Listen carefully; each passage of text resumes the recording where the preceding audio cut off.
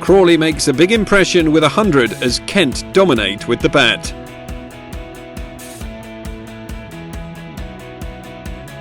Warwickshire began their first campaign back in Division 1 after a winter of transition at Edgbaston. Kent hoping to bounce back after largely dominating the first 3 days against Somerset before being bowled out for 136 in pursuit of 206 on the final afternoon.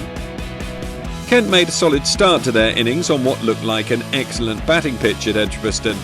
Dixon and Crawley picking off the bad ball to good effect, bringing up the 50 partnership with a 4 from Crawley off Tom Milnes.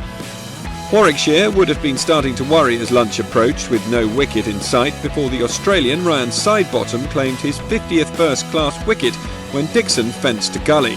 Crawley duly brought up the Kent 100 after lunch when he pounced on a bit of width from Brooks to crunch for 4. The Kent youngster was batting fluently as he moved in search of 3 figures, and the Warwickshire bowlers began to toil as Kent moved past the 150 mark.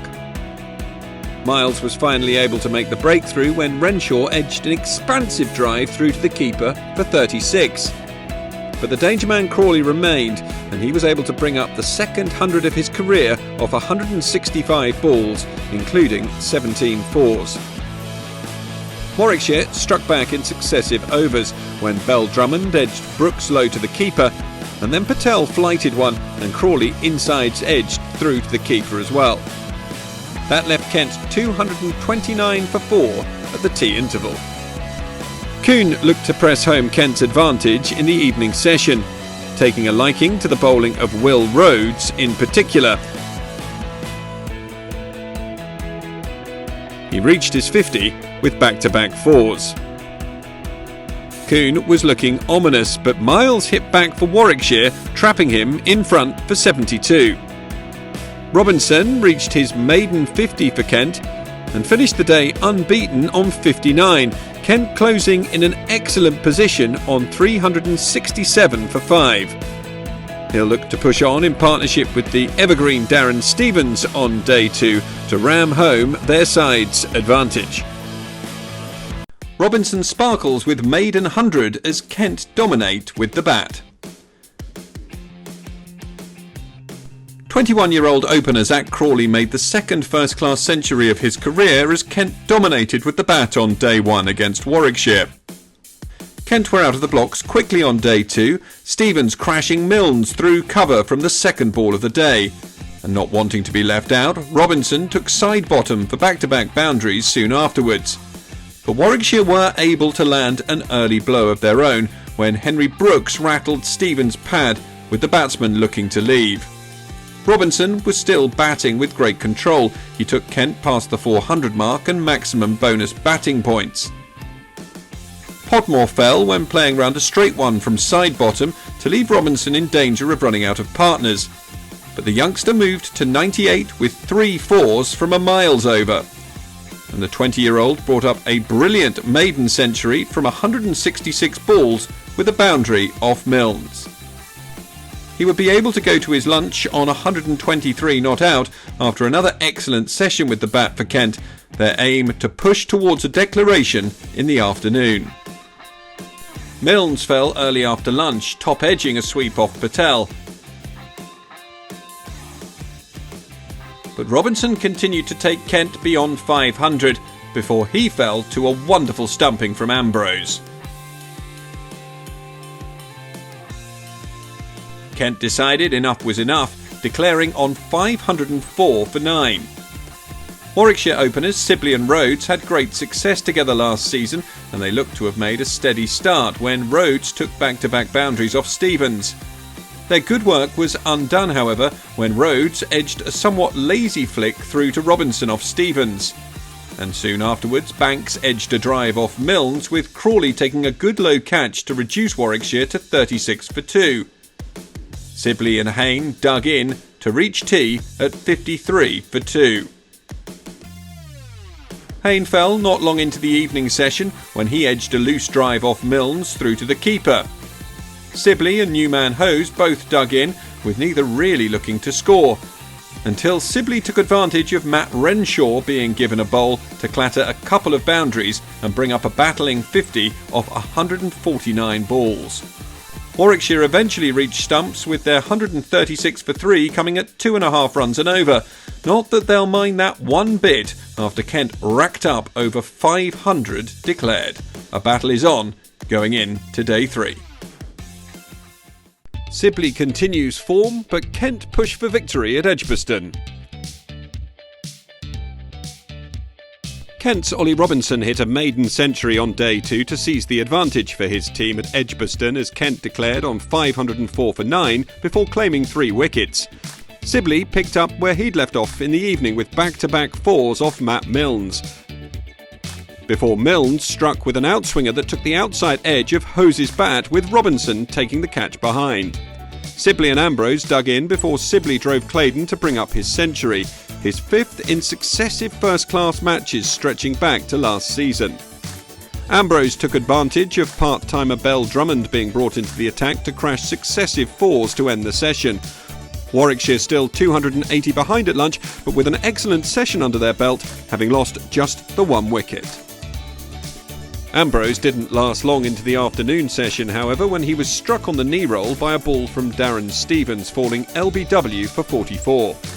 The new ball arrived soon afterwards, and Podmore struck twice with it in an over when a loose drive from Milnes found Riley in the gully.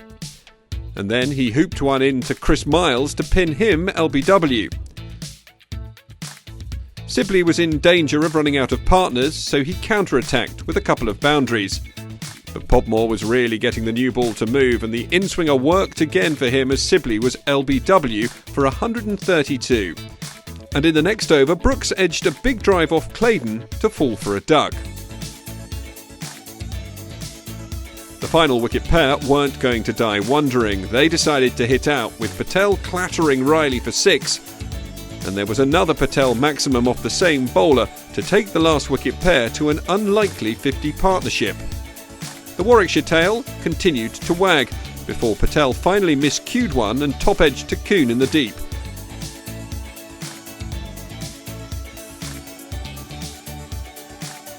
The wicket brought the tea break, with Warwickshire 346 all out, 158 behind, and with Kent enforcing the follow-on, Sibley had to go out to bat once more. Warwickshire made a disastrous start in their attempt to save the game, Podmore continuing his form from the first innings, pinning Rhodes LBW from just the second ball after tea. Stevens then claimed the danger man Sibley for just 5 when he tempted him with a wide one, Crawley taking an excellent catch at slip. Podmore was swinging the game Kent's way once again when Banks miscued a drive and Riley took a brilliant one-handed catch in the gully. Hayne and Hose hung on for a period. That was until Hose edged Claydon to the cordon, with Renshaw taking the catch. Hayne continued to tough it out though, and he and Ambrose helped Warwickshire recover somewhat to reach 79 for 4 at stumps, halfway towards forcing Kent to bat again, but with only 6 wickets remaining for Kent to claim a victory on the final day. Ambrose and Brooks cause a scare before Kent come through with the win. Kent enforced the follow-on before reducing Warwickshire to 79 for 4 on day 3 at Edgbaston to leave them needing 6 wickets for a big win. Ambrose was able to open his account for the day off the first ball when he put away a leg-side loosener from Darren Stevens. But Podmore was able to pick up where he'd left off on day 3 when he got Hayne edging behind, Warwickshire 5 wickets down and still trailing by 69. Ambrose was holding firm though, and he moved Warwickshire past the 100 mark. But Stevens struck to remove Milnes LBW for 1, and it was that man Podmore who claimed a 4th wicket of the innings when he swung one in, beat Miles's bat, and the ball thudded into his pads, Warwickshire still 37 behind, with just the 3 wickets left now. Brooks came in and counter-attacked with 4s off Claydon, before Ambrose picked up a 4 with a back foot drive to move to 50 off 85 balls.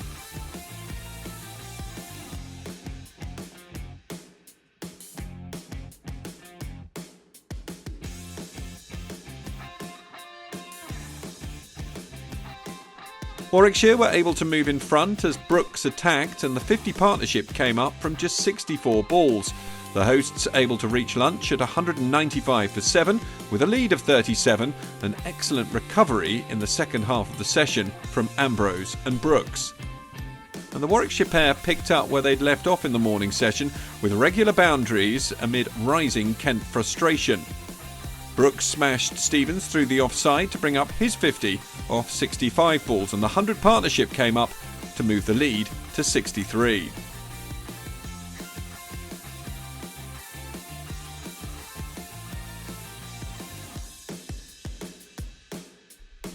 The run rate dried up as the session wore on, but Ambrose was able to reach a richly deserved century with a cover drive off Milnes, a great effort after they'd been in such trouble at 89 for 5 when he arrived at the crease. Milnes got his man though when he struck to remove Ambrose LBW, the partnership ending on 144. 1 wicket brought 2 when in the next over Podmore claimed his 5th of the innings, removing Patel LBW for a duck with another in-swinger. That left Warwickshire 9 down. Brooks found the boundary a couple more times to push the lead on to 123. That before he fell LBW to Milnes for a career best 84. That brought about the tea break as well as the end of the innings. A great effort from Ambrose and Brooks to set up a chase for Kent that seemed very unlikely in the morning session. Brooks struck to put the cat amongst the pigeons as he removed Dixon LBW in just the second over of Kent's chase. Crawley and Renshaw settled the nerves with regular boundaries as Kent moved quickly towards their target. Renshaw took Brooks for 2 fours in an over to move past the 50 partnership, before Crawley joined him with a couple of his own as Patel conceded 15 off an over.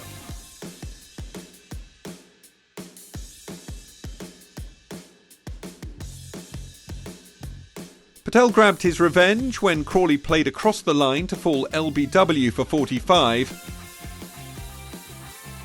Bell Drummond looked to be trying to sprint to the finish when he twice hit Brooks to the rope to take Kent to 28 from the win.